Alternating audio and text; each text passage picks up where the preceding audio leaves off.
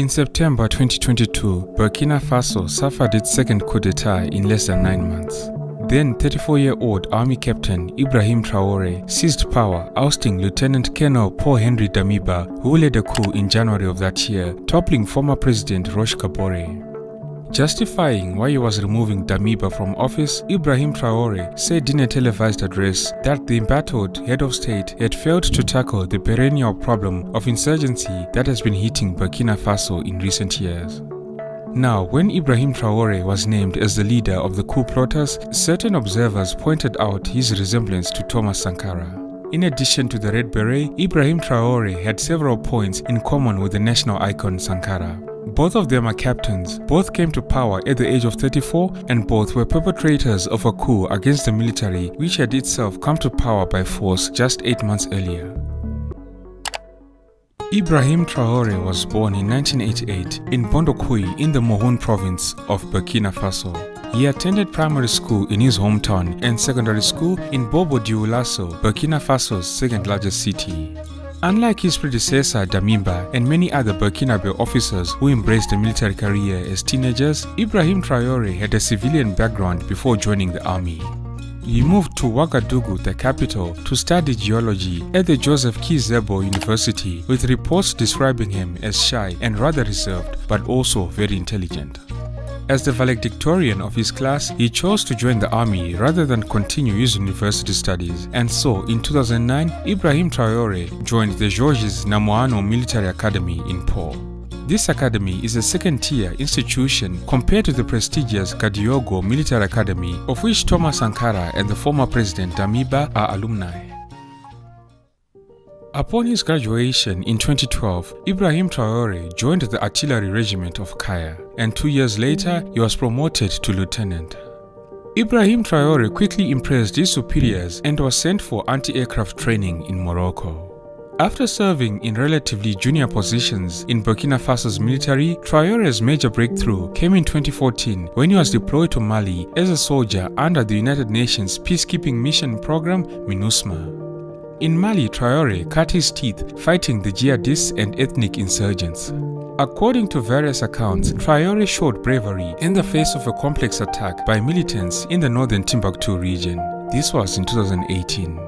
The following year, he participated in a military operation codenamed Operation Otapuano in Burkina Faso's restive east for 7 months. Despite being touted as a major success, this operation resulted in only temporary withdrawal by militants from the region and a corresponding increase in attacks elsewhere in the country.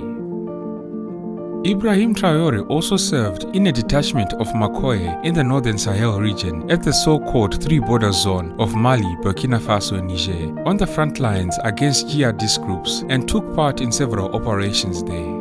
People who knew Traoré at the time said that he exhibited leadership attributes, including being willful, courageous, and close to his men. Ibrahim Traoré was promoted to the rank of captain in 2020. Around the same time, however, he was among the young and destitute officers who couldn't help observing their superiors' inability to contain the jihadist threat in the field. Traoré and his fellow officers were stuck between a rock and a hard place. One source recounted an incident that occurred in 2020 when the town of Basalogo in central Burkina Faso was on the verge of falling to jihadists. The highway into Basalogo was believed to have been mined, so Traoré led his men on a commando trek across the countryside, arriving in time to free the town. At this point, I need to mention that the rebel insurgency has had grave consequences for the people of Burkina Faso. Jihadist-inspired terrorist groups are wreaking havoc in Burkina Faso's northern regions, controlling large swathes of territory, especially in the countryside beyond the reach of the central government. According to estimates, the government controls slightly over 50% of the country's territory, and the actual figure could be lower. Attacks by the Group for the Support of Islam and Muslims, also known as Jainim, an Al-Qaeda offshoot, and by the Islamic State Sahel have been on the rise in the Sahelian tri-border region among Burkina Faso, Mali and Niger. Jainim in particular, which is based in Mali and active across much of West Africa, exploits a lack of opportunities as well as ethnic and social divisions among the populace to facilitate recruitment and build its influence in the region. JNIM funds itself by ransoming captives, taxing locals, smuggling weapons, and extorting human and drug traffickers. In Burkina Faso, the attacks by the jihadist groups include armed attacks, abductions, carjackings, improvised explosive devices, rocket attacks, and ambushes. The most affected regions in Burkina Faso are the Sahel, Nord, Central Nord, and the EST. By late 2021, a humanitarian crisis was evident in many parts of Burkina Faso, and a quarter of the population faced food insecurity. By mid-September 2022, more than 3,000 people had been killed, a third more than in all of 2021. Overall, some 2 million people have been displaced in Burkina Faso. In January 2022, a military coup led by Lieutenant Colonel Paul-Henri Damiba overthrew the civilian government of President Roch Kabore.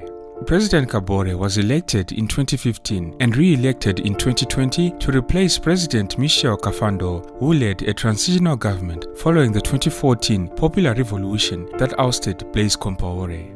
Blaise Compaoré ruled Burkina Faso for 27 years after taking power in the 1987 bloody coup that claimed the life of revolutionary leader Thomas Sankara. When Damiba took power, he cited President Kabore's inability to curb the Islamic insurgency plaguing Burkina Faso. Soon after taking power, Damiba instituted the Patriotic Movement for the Safeguard and Restoration, the MPSR, and vowed to reconquer the country by fighting the jihadist insurgents and helping the 2 million internally displaced people return to their homes. Captain Ibrahim Traoré became a member of the MPSR as Damiba's junta chose to call itself. In March of 2022, Damiba promoted Ibrahim Traoré to become the head of artillery in the Kaya regiment in the center of the country. But it was a move that ironically would sow the seeds of Damiba's own downfall. Unfortunately, during President Damiba's short time in power, attacks by militant Islamists increased in Burkina Faso as they seized territory in rural areas and encircled cities. Under this new government, little improvement was seen by many members of the military. Those stationed in remote areas often did not receive their pay on time. Captain Ibrahim Traoré's regiment became a cradle of discontent, and Traoré himself, tasked by his colleagues with channeling their frustrations, made several trips to Ouagadougou to plead their case with President Damiba. As the months went by, discontent with President Damiba continued growing among the troops. The soldiers still faced the same logistical difficulties and were suffering heavy losses. This is while Lieutenant Colonel Damiba and his entourage of air-conditioned officers sitting in their comfortable coup headquarters in the capital were accused of being out of touch with reality. Disillusionment at the response of Damiba's government turned into anger, which appears to have crystallized among the soldiers into resolve to seize power. Like the January push, the trigger was an attack on 26 September 2022 by jihadist forces on a 150-truck convoy loaded with food headed for Djibo, one of the main cities in the war-torn north. This city of 60,000 people had been under siege by terror groups for about 18 months. This attack on the convoy, which was claimed by an Al-Qaeda-linked group, killed 37 people, including 27 soldiers. In the army ranks, the frustration was palpable, especially among the youngest members. This defeat of the army was pinned on Damiba. A week earlier, he had mobilized a 70-strong delegation to attend the United Nations Summit in New York. There, President Damiba argued that his government was making some progress in the fight against terrorism, and he also asked for support from the international community. The trip to the United Nations Summit was perceived at home in Burkina Faso as wasteful and in total disregard of the dire insecurity situation of the country. In the days that followed, Captain Ibrahim Traoré, on behalf of many aggrieved soldiers, went to Ouagadougou to speak with President Damiba. He asked for an audience with the president but never received an answer. Faced with what they saw as contempt, Traoré and other officers of his generation decided to take action. At dawn on 30 September, gunfire rang out in Ouagadougou. The coup plotters had gone into action. It was around 8 p.m. local time when a military man in fatigues, bulletproof vest and red beret, surrounded by hooded and helmeted men, appeared on the Burkina Broadcasting Corporation, the RTB. Unfortunately, Our common ideal was betrayed by our leader, Lieutenant Colonel Paul Henry Sandago Damiba, in whom we had placed our trust. Indeed, the deterioration of the security situation which justified our action has been relegated to the background in favor of unfortunate political adventures, far from liberating the occupied territories. This man announced that Captain Ibrahim Traoré was taking over as head of the patriotic movement for safeguard and restoration, thereby overthrowing Lieutenant Colonel Paul Henry Damiba. Conscious of our historical responsibility, the patriotic movement for safeguard and restoration hereby commits all fighting forces to refocus on security and the restoration of the integrity of our territory. We reassure the international community that Burkina Faso will continue to respect its international commitments, including human rights. Traoré's junta also made clear its aims to diversify Burkina Faso's international partnerships in the fight against jihadism. As this particular coup unfolded, over the next 48 hours, Captain Ibrahim Traoré and his men showed that they were not afraid of the heat and that they would not hesitate to play with fire. On 1 October, with their coup d'etat seemingly going off the rails, Traoré and his officers went on national television to accuse Damiba of having taken refuge in the French military base of Camboinsin to prepare a counter-offensive. In a Burkina Faso, white-hot with anti-French sentiment, this announcement was a bombshell. Although the French government denied it, thousands of demonstrators took to the streets of Ouagadougou and Bobo-Dioulasso to attack the French embassy and the French Institute. So now, what initially started as a coup d'etat by soldiers turned into a popular insurrection to save the country from an alleged plot supported by France. During the night, several army corps, including the Air Force and some special forces, switched to Captain Ibrahim Traoré's camp. The next morning, the case was heard and Damiba was forced to resign. At just 34 years old, Captain Ibrahim Traoré was installed as transitional president of Burkina Faso. In the red beret, Captain Ibrahim Traoré, Burkina Faso's new junta leader and self-appointed president. Thousands gathered in the capital in what seemed like a victory parade after Friday's coup.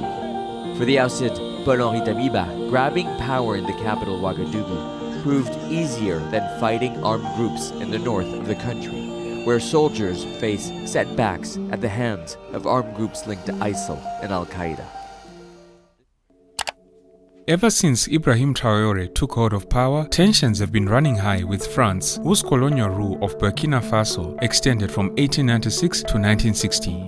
Following the coup d'etat, hundreds demonstrated in Ouagadougou demanding the end of the French military presence, strongly contested in West and Sahelian Africa. In January 2023, Burkina Faso gave France 1 month to withdraw its troops as it ended a military accord that allowed French troops to fight insurgents on its territory, citing a wish for Burkina Faso to defend itself. The following month, in February 2023, the two countries, France and Burkina Faso, officially marked the end of French military operations in the West African nation after a flag-lowering ceremony at the French Special Forces camp. All of this fueled speculation that Burkina Faso would deepen security ties with Russia, like neighboring Mali, where Russian Wagner mercenaries were operating. In August of 2023, Ibrahim Traoré held talks with a Russian delegation that included discussions on possible military cooperation. This was a follow-up to talks between Traoré and Russian President Vladimir Putin at the Russia-Africa Summit that was held in St. Petersburg in July of the same year. While his fellow African presidents were dressed in their characteristic, custom-tailored expensive suits, Ibrahim Traoré showed up in military combat clothing, complete with a red beret and tactical gloves. This has since become his trademark. Ibrahim Traoré's speech during the aforementioned Russia-Africa Summit earned him plaudits, with some people calling him Sankara incarnate. The following is an extract from his speech. The problem is seeing African heads of state who bring nothing to people who are struggling singing the same song as the imperialists who call us militia. As a result, they end up referring to us as people who do not respect human rights. We, African heads of state, must stop acting like marionettes who dance each time the imperialists pull our strings. In his speech, Traoré blasted African presidents who are happy to receive freebies. The extract from the speech continues, and I quote, Yesterday, President Vladimir Putin announced that free grain would be shipped to Africa. This is pleasing and we say thank you for this. However, this is also a message to our African heads of state. At the next forum, we must not come here without having ensured the self-sufficiency of the food supply of our people. We must learn from the experience of those who have succeeded in achieving this. Don't be shy to subscribe if you haven't done so already, and don't forget to like and share the video if you enjoyed it. Thank you all for tuning in. This has been Tatenda for African Biographics. Until next time, cheers. Have a good one.